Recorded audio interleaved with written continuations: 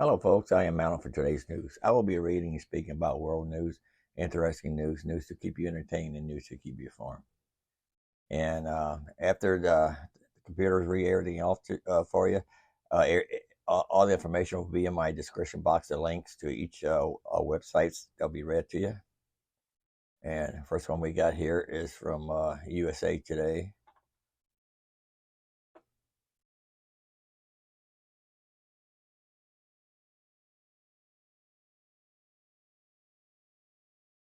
More from USA Today. Sponsored content.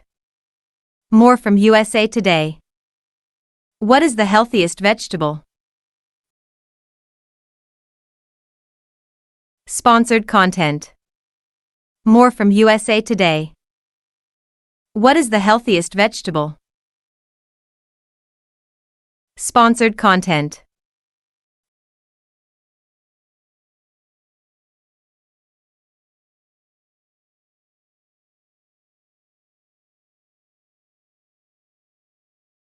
More from USA Today.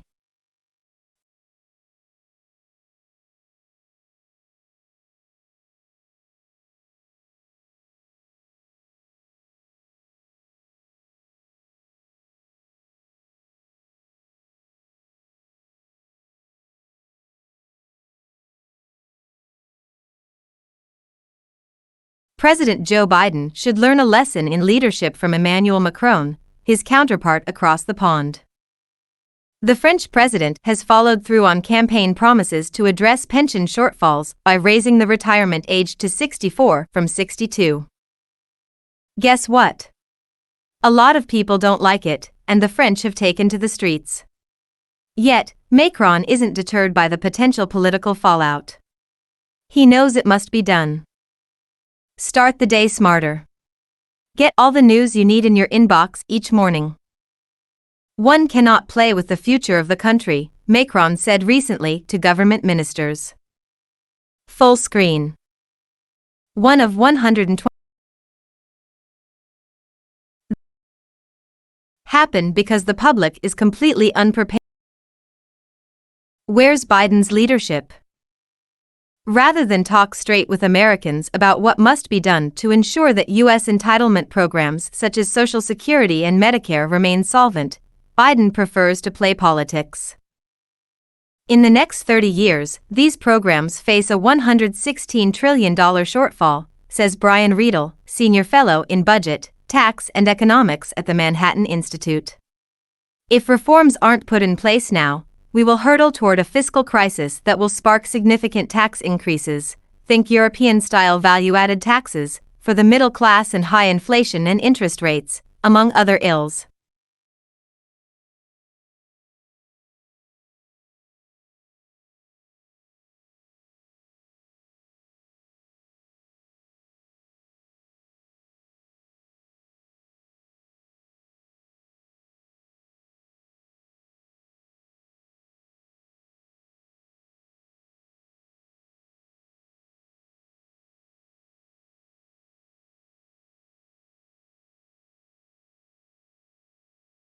The Security Council of Russia claimed that Russia has a unique weapon capable of destroying even the U.S.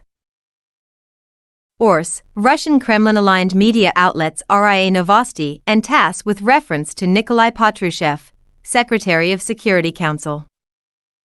Quote from Patrushev, Russia has a unique weapon, which is capable of destroying any opponent, mainly the U.S., in case there is a threat to Russia's existence. Details. He also added that American politicians' certainty that Russia will not be able to respond to a preventive strike by the U.S. is a short-sighted and dangerous foolishness. Patrushev stated that after the collapse of the USSR, Russia allegedly corrected its mistakes and now can facilitate both internal stability and protection from external dangers. He also claimed that the U.S. is trying to suppress Russia, and then will allegedly move on to China. He traditionally repeated that the West has seriously miscalculated, counting on the collapse of the Russian economy and protest of the population against sanctions, and that Russia allegedly remains calm under the sanctions pressure. Background. Russian President Vladimir Putin announced on March 25 that Moscow and Minsk had reached an agreement on the deployment of tactical nuclear weapons in Belarus. The storage must be prepared by July. NATO called Russia's nuclear rhetoric dangerous and irresponsible. The US saw no signs of Russia preparing to use nuclear weapons. Josep Borrell, High Representative of the European Union for Foreign Affairs and Security Policy, called these plans a threat to European security. France called for canceling the treaty about the deployment of the Russian tactical nuclear weapons in Belarus.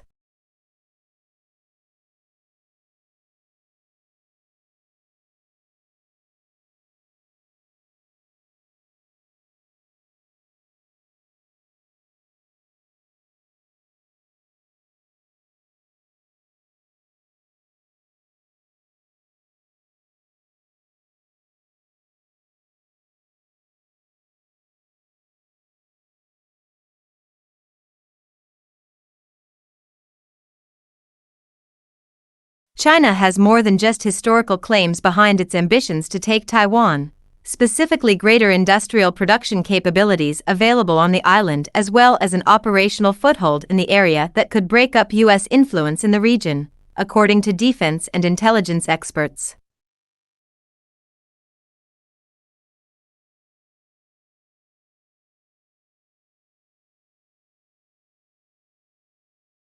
We're talking about a place that manufactures chips, which make the entire world economy move, and we are way behind when it comes to manufacturing those chips here in the United States, Elon Fuchs, adjunct professor at American Public University System, told Fox News Digital.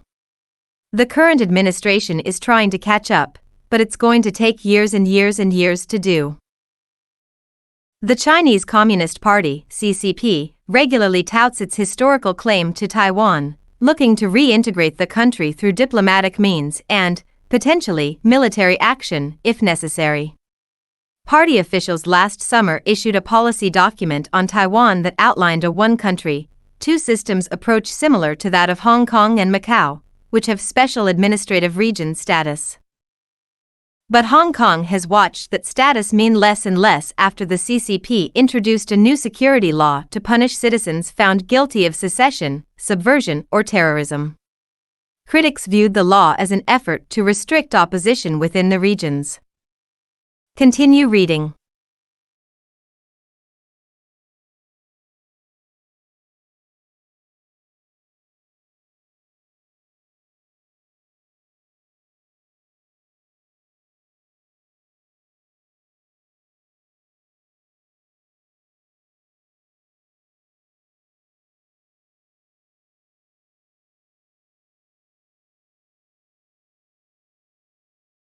Washington, lawmakers on Capitol Hill are launching a full-court press to hold Russia accountable for war crimes it is accused of committing in Ukraine.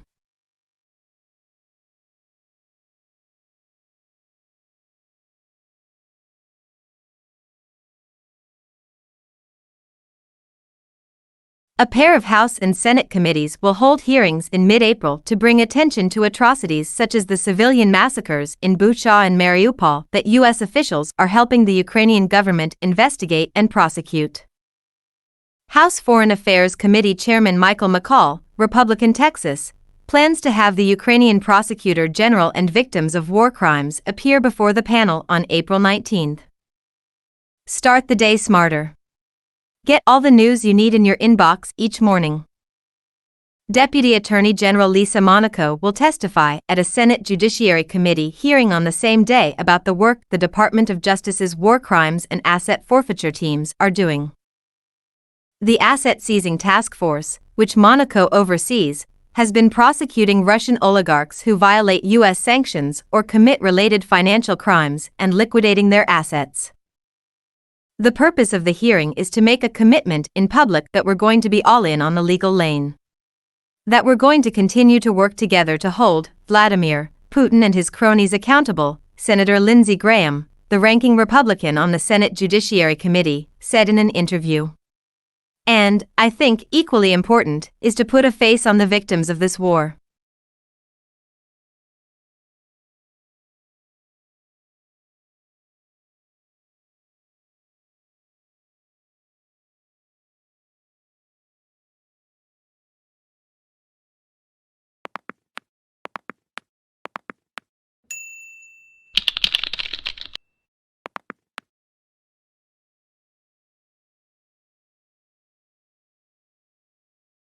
North Korea fired a ballistic missile off its east coast on Monday morning, according to reports.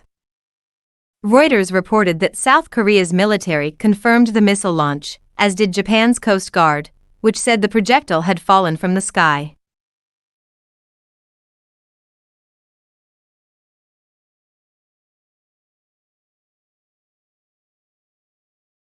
Flight range and other details were not immediately available. North Korea also fired a round of missiles from its shores on Monday, prompting the U.S. Department of State to comment on the need for greater intervention from other member states of the United Nations. Read on the Fox News app. U.S. and its partners stage warfare drills as Japan, South Korea strengthen alliance against China, North Korea. The United States condemned the DPRK's March 19 ballistic missile launch, which came just 3 days after the DPRK's most recent ICBM launch, State Department Principal Deputy Spokesman Vedant Patel said last week. This launch is in violation of multiple Security Council resolutions, and it's the latest in a series of launchers that pose a threat to the DPRK's neighbors. Kim Jong-un, North Korea's dictator, oversaw last week's test and said the exercises improved the military's war capability.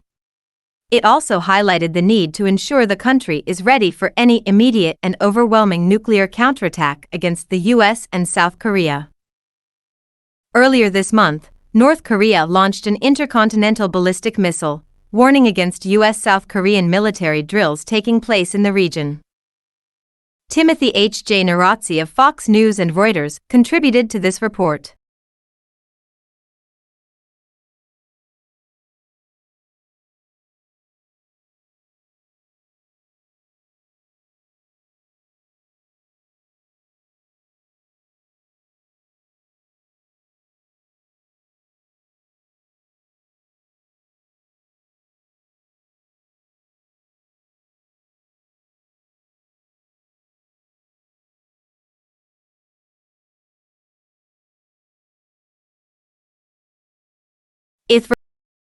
With reports in the media suggesting that a US-born Mongolian boy has been recognized as the incarnation of the third most important spiritual leader in Tibetan Buddhism, China's worst nightmare seems to be turning into a reality.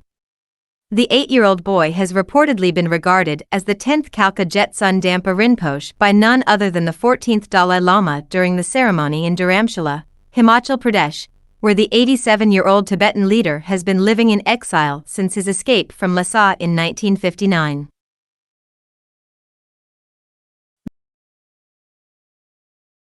The Chinese government has been on an overdrive for quite some time to make sure that the Tibetan leadership is selected through Communist Party regulations. It is especially obsessed with the selection of the 15th Dalai Lama, saying he would need to have the Chinese Communist Party, CCP, blessings. In fact, the Global Times, a CCP mouthpiece, in a February 22, 2023 article, recognition of new Dalai Lama must be conducted in China, while asserting that the Dalai Lama and the Panchen Lama, whose selection has already been compromised by communist manipulation, hold equal positions in Tibetan Buddhism, said that the process of their selection has been supervised by the Chinese central government and conducted within Chinese territory since the late 13th century. The Reincarnation Convention of Living Buddhas in Xizang was established during the Yuan dynasty, 1271–1368, developed in the Ming dynasty, 1368–1644, and improved during the Qing dynasty, 1644–1911, under the administration of the central government, the article said, as it emphasized how in 1653, when the fifth Dalai Lama came to Beijing, the Emperor Xuanzhi officially conferred the title of Dalai Lama on him. This marked the first time that the title of Dalai Lama was granted by the central government. Truth and fair play have never been the strongest points of the communist regime in China. Anyone even partly acquainted with Tibetan Buddhism would know that the Dalai Lama and the Panchen Lama never held equal position. Equally ludicrous is the claim that Tibet was always a Chinese territory. It was only after Mao's troops invaded the roof of the world in 1950 that Tibetans came under Chinese control. Traditional China was just a third of the area it is today. It became what it is through the combination of communist planning, deception, and force in Xinjiang, Tibet, and Inner Mongolia. In an article in 1965, noted historian R.C. Majumdar explained an innate imperialist tendency among the Chinese from the 3rd century BC to the present day. It is characteristic of China that if a region once acknowledged her nominal suzerainty even for a short period, she would regard it as a part of her empire forever and would automatically revive her claim over it even after 1,000 years whenever there was a chance of enforcing it. Interestingly, the Chinese, especially of the communist hue, don't always scream to forward their undue claims. They at times keep quiet to indulge in a subterfuge. Former Foreign Secretary Shams Saran narrated a story during a public lecture in 2012. Referring to a conversation between former Secretary General, Ministry of External Affairs, R.K. Nehru, and Chinese Premier Zhou Enlai in 1962, just before the Big War, Saran said, R.K. Nehru drew attention to reports that China was leaning towards the Pakistani position that Jammu and Kashmir was a disputed territory. He recalled to Zhou an earlier conversation, where when asked whether China accepted Indian sovereignty over J&K, he had said rhetorically, "Has China ever said that it does not accept Indian sovereignty over J&K?" or words to that effect. At this latest encounter, Zhou turned the same formulation on its head, to ask, "Has China ever said that India has sovereignty over J&K?" Be it through Mao's strong-arm tactics or Deng's quiet diplomacy, the fact is the communists in Beijing have always wanted to tamper with the selection of the top Tibetan spiritual leadership, especially that of the Dalai Lama. And the recent Dharamshala incident would make them realize that their dubious succession plan won't be a cakewalk. If the Tibetan leadership has managed to find the 10th Khalkha Jetsun Dampa Rinpoche, who is the 3rd most important spiritual leader in Tibetan Buddhism, after the Dalai Lama and the Panchen Lama, outside Tibet, much against the Chinese diktat that warranted the search for the top Tibetan leadership to be conducted within Chinese territory, what's the guarantee that the successor to the 14th Dalai Lama won't be found outside, especially India? More so when the current Dalai Lama himself is living in an exile in India. The Chinese government could tamper with the selection of the Panchen Lama just because he was found in Tibet. Things won't be easy beyond its frontiers.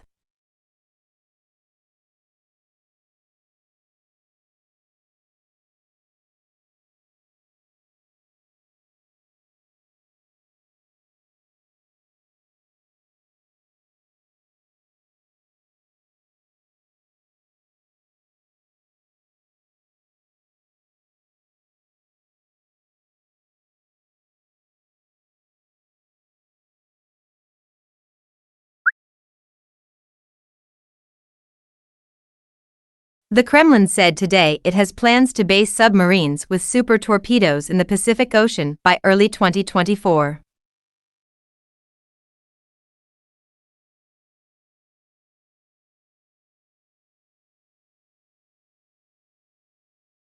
Moscow said it had produced the first set of the Poseidon torpedoes in January, 4 years after Putin announced the new type of strategic nuclear weapon. There are few confirmed details about the Poseidon, but it is essentially a cross between a torpedo and a Ukraine's top security. At the weekend, Moscow said it was making the move in response to the West's increasing military support for Ukraine. Mr. Putin announced the plan on Saturday, saying it was triggered by a UK decision this past week to provide Ukraine with armor-piercing rounds containing depleted uranium. Putin said that by deploying its tactical nuclear weapons in Belarus, Russia was following the lead of the US. He said, "We are doing what they have been doing for decades, stationing them in certain allied countries, preparing the U-launch platforms and training their crews," he said. Xi Danilov, Secretary of Ukraine's National Security and Defense Council, said that Mr. Putin's announcement was a step towards internal destabilization of Belarus. He said the move maximized the level of negative perception and public rejection of Russia and Mr. Putin in Belarusian society. The Kremlin, Mr. Danilov added, took Belarus as a nuclear hostage. Mr. Putin argued on Saturday that Belarusian President Alexander Lukashenko had long asked to have nuclear weapons in his country again to counter NATO. Both Mr. Lukashenko's support of the war and Mr. Putin's plans to station tactical nuclear weapons in Belarus have been denounced by the Belarusian opposition. The U.S. said it would monitor the implications of Mr. Putin's announcement. So far, Washington had not seen any indications Russia is preparing to use a nuclear weapon, National Security Council spokesperson Adrian Watson said. The torpedoes are being developed for deployment on the Belgorod and Khabarovsk nuclear submarines, TASS reported. Russia Pacific Fleet's ballistic nuclear missile submarine base is located on the southeastern coast of the Kamchatka Peninsula, in the Russian Far East. The Pacific Ocean and the Sea of Okhotsk make up the Kamchatka Peninsula's eastern and western coastlines. The source allegedly told TASS that a new division is being formed as part of the submarine forces of the Pacific Fleet, which will include not only Belgorod and Khabarovsk but also other submarines. The new special-purpose submarines will participate in solving the tasks of strategic deterrence, the source reportedly said. And I hope you have a good day, or will have a good day. And don't forget to like, subscribe, and I thank you for watching. Until next time.